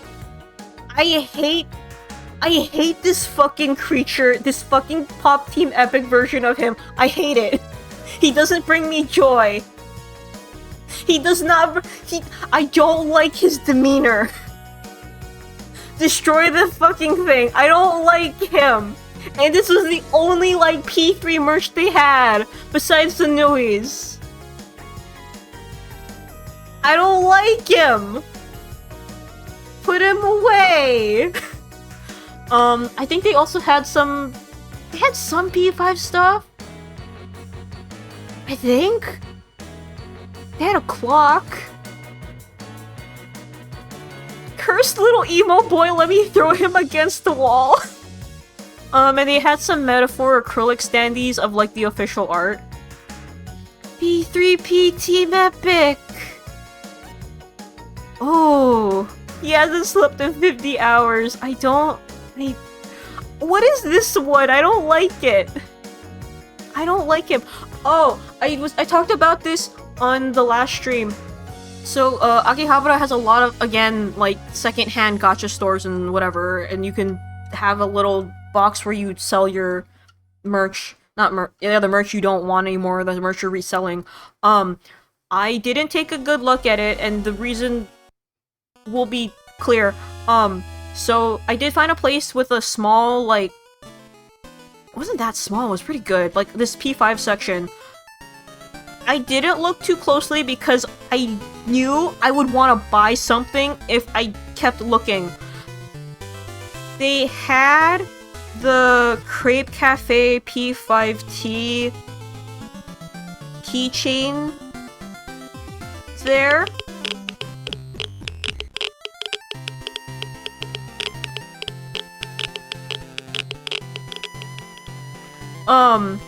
And I found the Akechi one.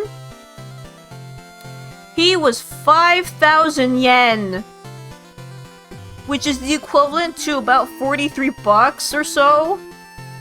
So I'm like, I'm gonna just run away now, so I don't look at it and get tempted. Would I have put that shit on my credit card if I stared at it long enough? I would've. Fuck.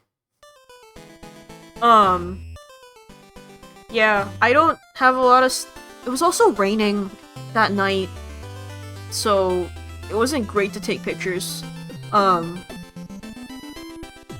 Yeah, just know that Akihabara has a lot of, like, nerd stuff, and in my opinion, if you do like anime, it's a place to get a lot of official stuff, but a lot of it might be just official art on acrylic, or official art on a clear file, and it's like, I don't know if it's entirely worth your time to go from store to store to store, but yeah, also a lot of secondhand shops, so yeah. So this was like kind of our last real day.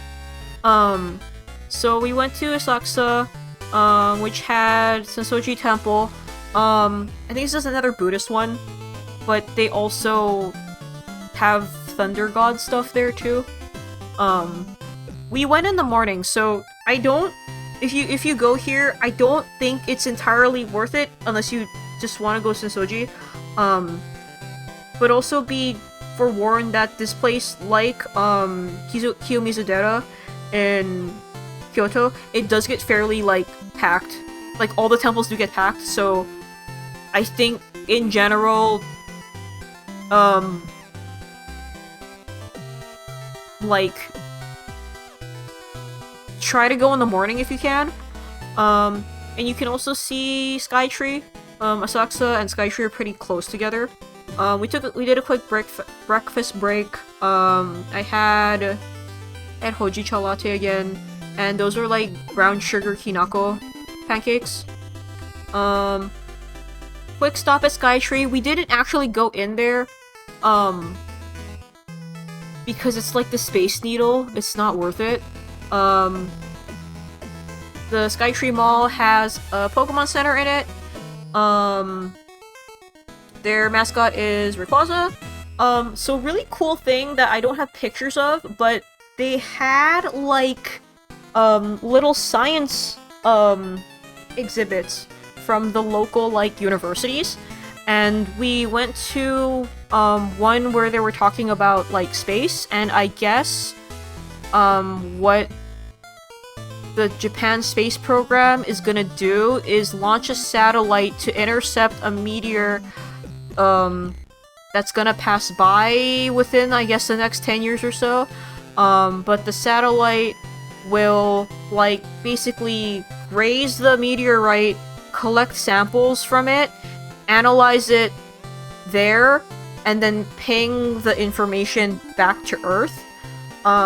And then there was this, I think she was like a university student, because like an older guy was watching over as she explained this to us, but she was trying to like explain all of this like scientific stuff that she knows in Japanese, but her English, you know, isn't her first language.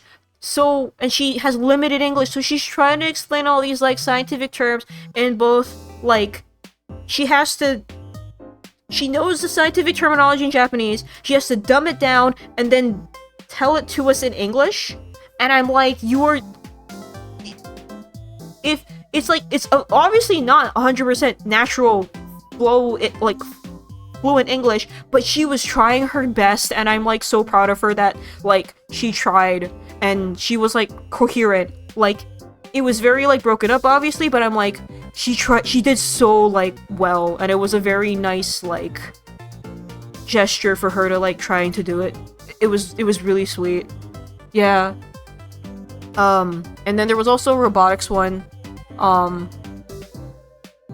They had, like, a little tank treads robot, that you control with a Logitech controller. And they also had a little fireworks display.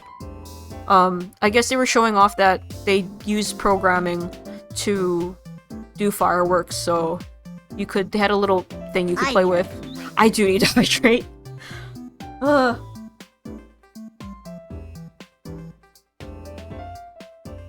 do also need to turn on a light, but we're so close to done. Jesus Christ, we've been going for 2 hours. So we went to Tsukiji Outer Market. One fucking day I will make it to the Inner Market, but, where they actually sell the fish and stuff, but I think that's something you gotta wake up at, like, 5 a.m. for, which, maybe the next time I go I'll be up for it, but, yeah. Yeah, like, Sakana, so, like, it's one, I grew up in, like, around open markets and fish markets, and that makes, like, I fucking love, like, a good, and I'm also a marine biologist, so I just like looking at fish, but I think Sakana, the webcomic, is, like, really the biggest thing that makes me, like, want to really go to Tsukiji. One day I'll make it to the Inner Market, but we only did the Outer Market. They also moved the location of the Inner Market or something like that.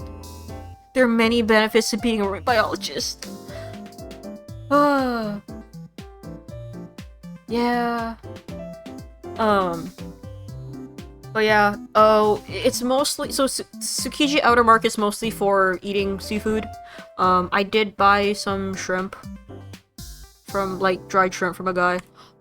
So there was this auntie dual-wielding blowtorches and, like, toasting scallops on the big scallop shell, and for years, like a while back, there was this video going around with a guy who would, like, break open a fresh scallop and he would put it on a charcoal grill like this, and he would just, like, eat it.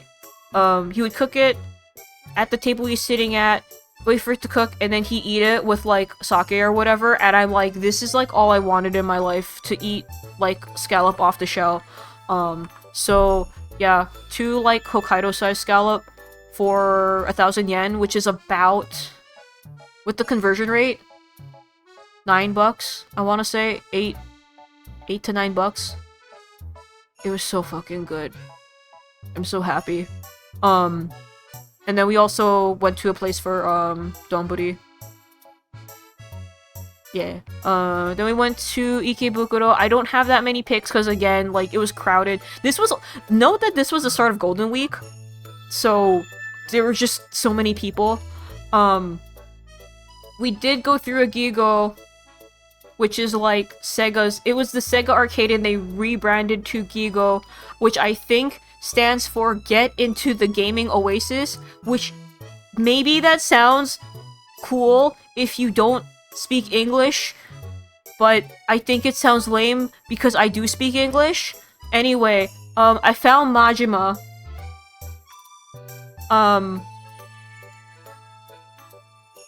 And then I posted it in the Discord, and Ryan asked why is he spread eagle, and Rico said because he's ready. Also, we went to the Pokemon Center Mega Tokyo. And I guess their mascot's Miraidon now. Then we went to the seafood buffet, and then they had like really fresh seafood, and by that I mean the abalone and the turban shells and stuff and the clams, they're still in tanks. So and they make you cook your own food kind of. So I my friend like is like, okay, how many abalone do you want? Which one should I get? And I'm like, take one that looks like it's sleeping. She puts it on the plate, and the foot is still like writhing, and I'm like, I'm looking at it, and she's like, she takes the plate away from me because she's like, here, let me hold it, don't look at it. And then we put that shit on the grill, and it was still moving, and it was a horrifying experience. And me and my friend are like, oh my god. Oh my god. And then, I think we burnt them, so they didn't even taste that great. Imagine knowing. I mean, it's like, I feel like there's a lot of cultures who do this, where it's like, yeah, they'll just, I mean, what is it? I grew up around people who would just butcher the lobster live.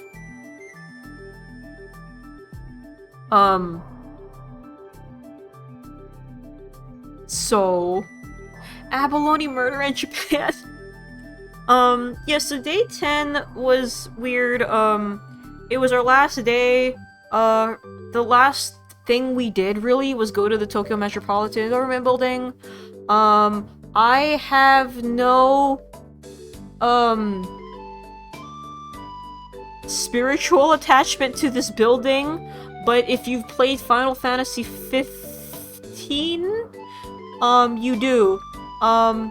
There were, I don't know, it's a nice view. You have to go to the observation deck. The side we went on, there was a piano, and apparently you could, it was like a grand piano, and if you really wanted to, you could take turns playing it. Hi, Ashley. And there was a guy who, for what it's worth, he was pretty good, because he was playing some pretty, like, complex pieces. But as someone who grew up around, like, a lot of, like, savant, piano players, like, I grew up with, like, kids who could play with the symphony at, like, 8 years old, 10 years old. I'm listening to this guy play, and I'm like, this is the most, like, 7 or 8 out of 10 for release I've heard.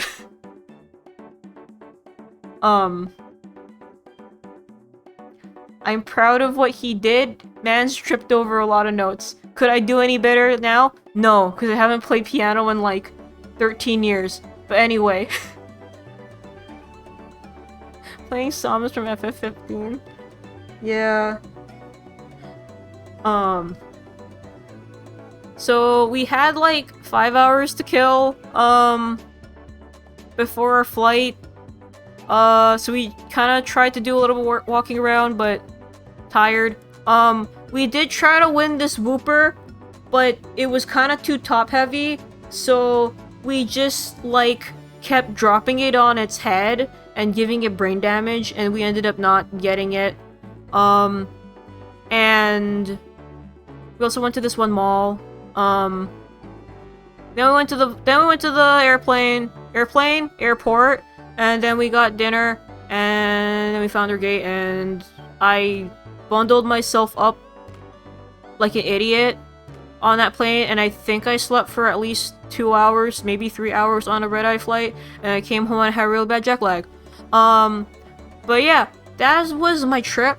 My overall thoughts is that Osaka is a nice blend between Tokyo and Kyoto, in that there's a lot of traditional sightseeing places you can go see, but it has the modern train system like Tokyo. Kyoto is suffering from an overpopulation of tourists because it does not have the infrastructure to keep up with it. I think Kyoto's a really nice city, but you have to keep that in mind. If you go, just be like on your best behavior. I mean that's for everything. In Tokyo, you can do a lot of shopping. You can do a lot of shopping in Tokyo. There are other places, like there's a lot of sightseeing you still can do. But if you like shopping, go Tokyo. If you are especially if you are American, please mind your volume. Don't talk too loud on the train. Don't eat on the train. Just be, mind the women-only carts if you're not a woman. The multicultural soup is real, and you will get pushed around by a Chinese or a Korean tourist. It's inevitable. It is so fucking inevitable. But please be patient about it. But it's going to happen. And then European people are gonna make out in front of you. Speaking Japanese is good if you can do it. But not necessary, I think, because a lot of places are used to tourism. So you can do a lot of communicating, like, between pointing at signs and stuff. A lot of places will ask you. So the really funny part is, I think almost every place I went to asked me if I needed a bag in a different way. And I never picked up the phrase, the sentence for, do you need a bag? So I ended up always looking at them like stupid, like I don't understand, and then they would like either tell me in English or point to the little thing for a bag. And then I tell them daijoubu desu usually. But at minimum, I think you should know arigatou gozaimasu, sumimasen, as in like excuse me. What was the other one? Daijoubu desu, I don't need it. Like daijoubu, like it's okay. Yeah. Do I have anything else to say? Chotomate I never used. I think Chotomate can only see you like using if you are on a tour group and they're leaving you behind. Kudasai is please. You could. I end up never using it. But sumimasen, yeah.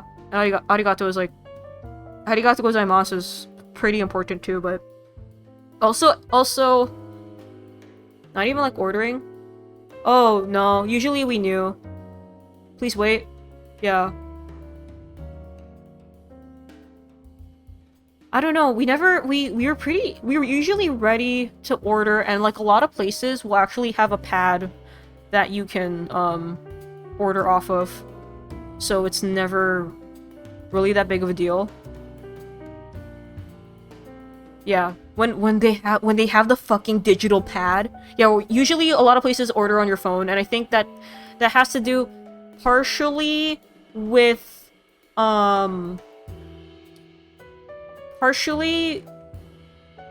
maybe it was a COVID thing too that they added in, but it's super helpful for the tourists. What else? I'm like squinting thinking. Yeah, I would learn your hiragana, learn your katakana. I didn't have time to review my hiragana. I never learned my katakana, and you need it. Like I fucking, you can use the Google Translate app helps a lot. But I struggled here and there because yeah, all I know is like a first grader's level of kanji. So there were times where I'm like, yeah, I like sometimes because a lot of places have bidets and it's all buttons. You'll learn it pretty quickly because there's also like a little symbol, but sometimes just knowing which button to press is confusing. But because I know the character for wash, I was like, oh, okay. Yeah, kanji's intimidating, and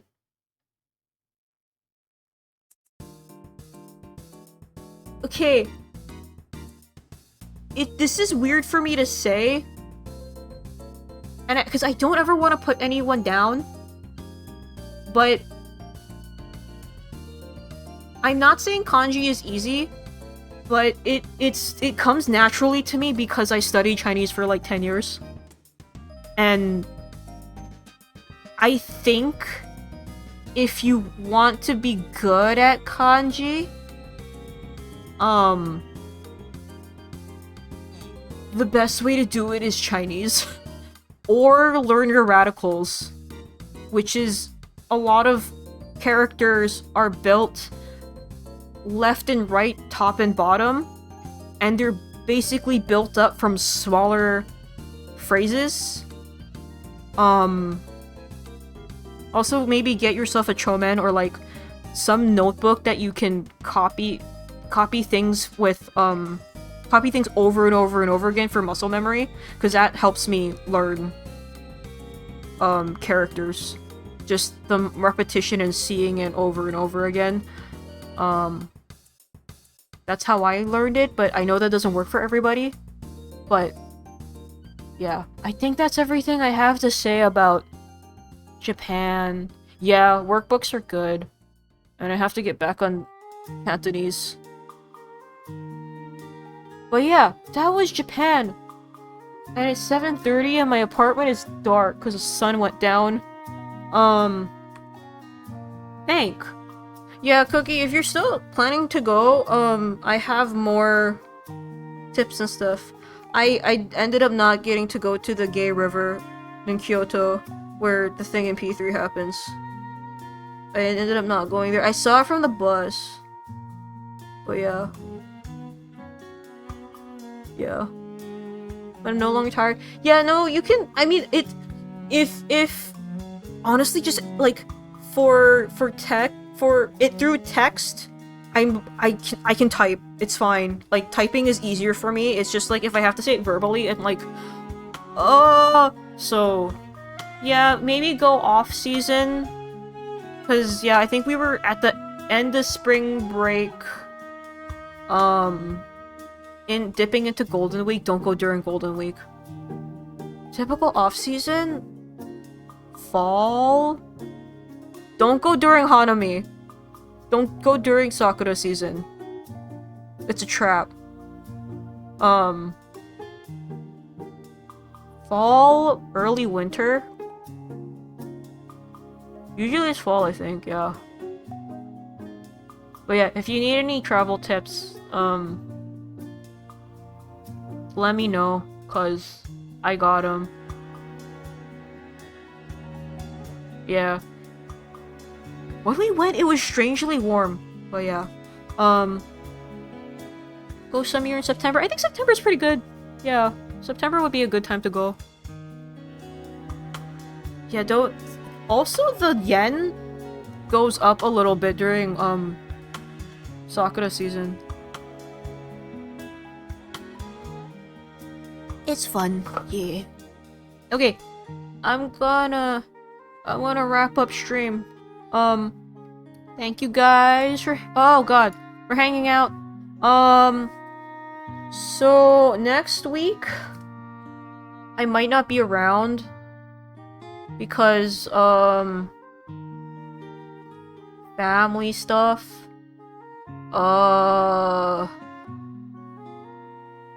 I may or may not stream during the week though, it depends. But yeah, after let me also check. I have lost track of how numbers work. This is very good for me thinking. Yeah, next week I probably won't be on. Yeah, it's not until the end of the month where it's gonna get... I might do a Wednesday stream. But yeah. Thank you guys for hanging out. Let me just check if anyone knows streaming. No, it's only the shrimp cam. Yeah, I don't think I'm gonna stream. I don't think I'm gonna raid anybody. But yeah, thank you guys for hanging out. Something. Not next week, but the week after. But yeah. Alrighty. Goodbye, everybody.